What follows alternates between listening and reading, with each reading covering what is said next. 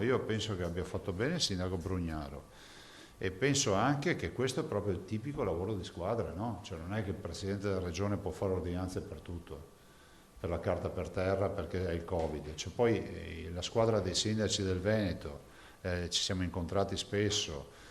sono coordinati dal sindaco Conte come ANCI, eccetera, poi hanno dimostrato sempre di aver poi avuto a cuore la salute dei propri cittadini.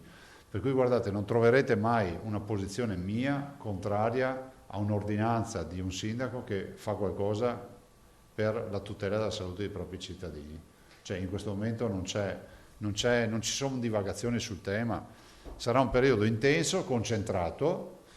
e ne veniamo fuori, perché questo è poco ma sicuro, però insomma bisogna che tutti facciano la loro parte e ben venga, se i sindaci hanno... Poi loro conoscono il loro territorio e faccio appello anche agli altri sindaci, perché non ci sono solo i sindaci del capoluogo, sono sindaci di altre cittadine del Veneto, non penso ai piccoli comuni dove insomma la vita diciamo, scorre abbastanza tranquilla per quanto riguarda il Covid, ma ci sono delle cittadine insomma, che non sono capoluoghi di provincia che hanno sicuramente